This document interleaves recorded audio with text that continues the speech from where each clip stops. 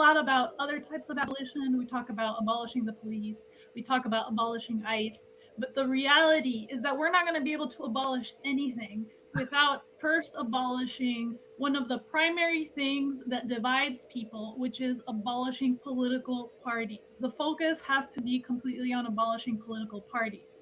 So this is backed not just by people on the left, but by constitutional scholars, history teachers.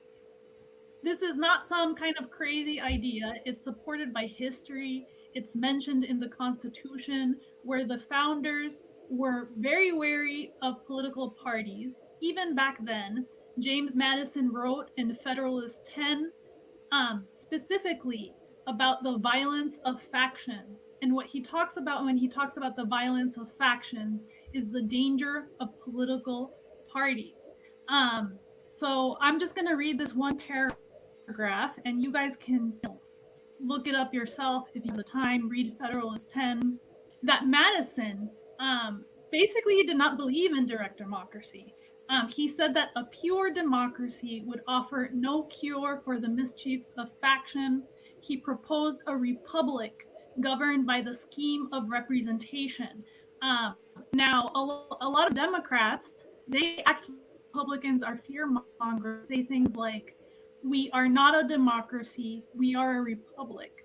But that is actually exactly what it says in the Constitution. When they were talking about a republic, James Madison, when he's talking about democracy, he's talking about direct democracy, and he didn't support it. What he supported was a representative republic, which is what we are. Our representatives don't necessarily support our actual views, and that according to Madison, a republic, unlike a direct democracy, could accommodate a large number of citizens and be extended over greater territory. But the question remained whether small or extensive republics are most favorable to the election of proper guardians of the public weal. A larger republic was better, not as a means to wealth and power, but because it was less likely to be overwhelmed by factious combinations.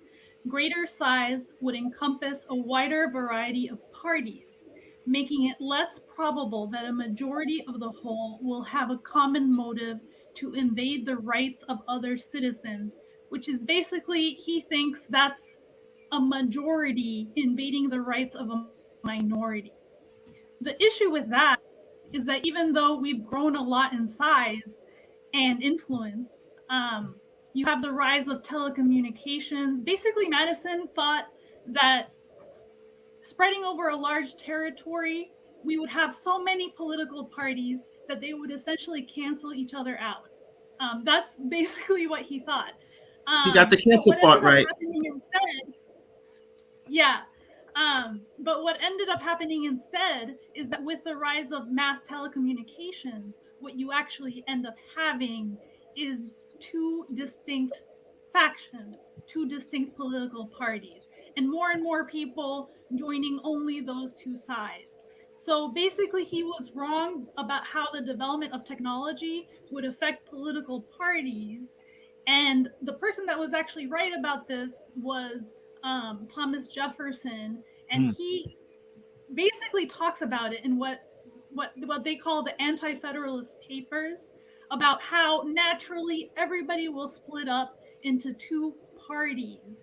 And so it's very interesting, because if you read the Federalist Papers, you read the anti-federalist papers, and then you listen to Roger Meadows, they're all talking about the same thing, about the division of people into parties. If you talk to history teachers, maybe you could have like a constitutional scholar, because I'm not one, to come on and talk about this in more detail.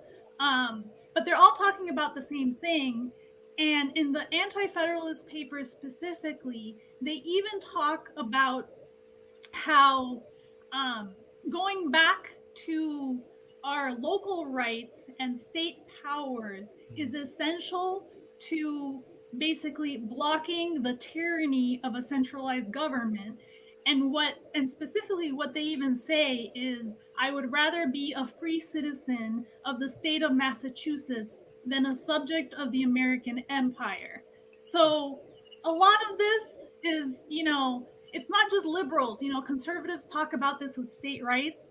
I understand that this might have like some negative connotations for a lot of people because of what happened in Little Rock, Arkansas with desegregation, which is a very particular case where the federal troops actually went in to help someone. But in general, the idea behind state rights and local direct democracy is much larger than that. It's about gaining back power on a local level, and not giving the federal government so much power to use troops that they will basically suppress what they call an insurrection. And the Federalist Papers also talks about an insurrection, and the Democrats also play a lot with that kind of language. So it's very interesting. But I just, I want to say that we're just not pulling this stuff out of our butts. This stuff is historical. There's a strategy to it, and there is a method on the state level, as Roger said, not only for putting ballot initiatives at the state level, getting them through, but also to make constitutional amendments at the state level to the state constitution, because right now we're too spread out to be able to do that at the federal level. So you could do, basically, if you really wanted to, a Roe versus Wade type thing. You want to defend those rights? Well, push it at the state level through a ballot initiative that changes the state constitution. And a lot of the more conservative states actually have that capacity. And I'll just let Roger talk about which states, you can do these kinds of things in. So this 23 states that are citizen ballot initiative states, but 17 of them allow them to amend their constitution. Some through direct means, other through indirect. So indirect is when you go through after a successful petition drive and it qualifies to go on the ballot. You present it to their state legislature, and they either adopt to pass or ratify, or adopt or reject, and it goes to the ballot. While direct is it goes straight to the ballot.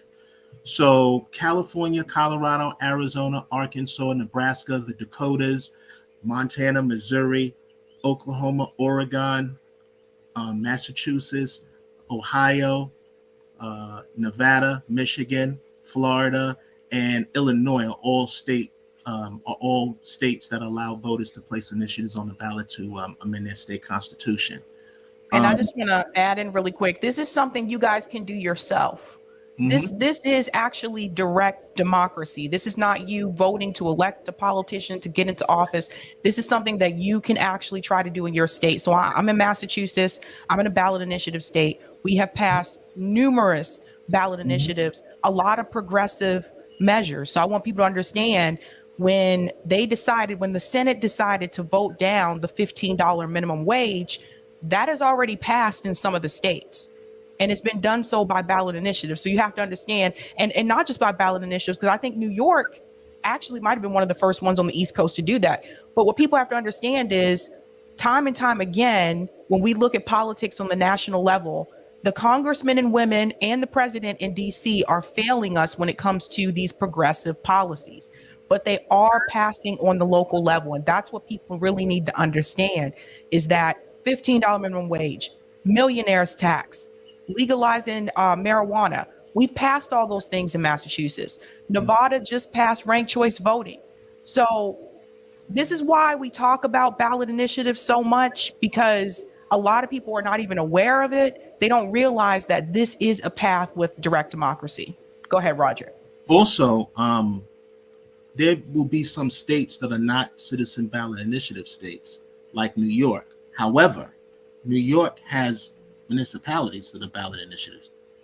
New York City is a ballot, and I don't live in New York City. Lucy does, but I believe New York City is a ballot initiative city. So is Suffolk County, which is to the east of me. Maryland is not a ballot initiative state, but it has, Baltimore is a ballot initiative city. So I don't know the specifics as to each one. I know Philly is, I believe, is a ballot initiative city, although Pennsylvania is not. Yep. So one has to see, okay, look into the rules regarding, are they a ballot initiative municipality? And if they are, what are the rules to it? But also when, I got to the event late after Lucy and them left and went to Heckle, Marianne and Steve, which I kind of enjoyed. When I got to where they were previously, where Diane Sear was, I didn't get to speak to her, but when I was speaking to Jose, because he didn't know about ballot initiatives too much, I was kind of educating him and kind of on it. Larry Sharp was there, so he already knew. But if you look at the bottom of that documentation, right, where I say national level, what about supporting independent candidate lawmakers running for U.S. House and Senate to use leverage to pass a federal law mandating that any state that does not already allow their voters to place initiatives on the ballot to ratify their own amendments into their state constitution must allow their voters that option, mandating that state legislature place a legislative referred constitutional amendment before their voters so they can decide on whether or not they wish to be able to ratify their own initiatives to their state constitutions, with a competitive public financing of measures accompanying it. Any change, like I said, any change is going to come from the bottom up, from not DC.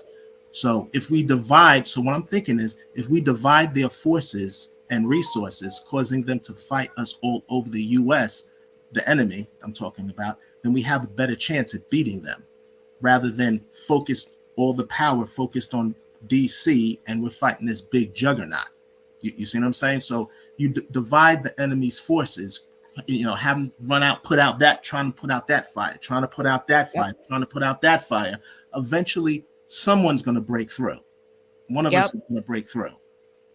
And I want to give a couple of examples. I want to show you guys how you can find more of these. But when you look at Obamacare, although it is not great, Obamacare actually came from Massachusetts. It was here first. It was called Romney Care. So that was something that was passed on the local level first, and then it made its way to the national level. Now, there are a lot of them that have passed in 2022. I'm just going to show you where you can find them, because we don't have the time and bandwidth to go through all of those on here. And I'm still not done.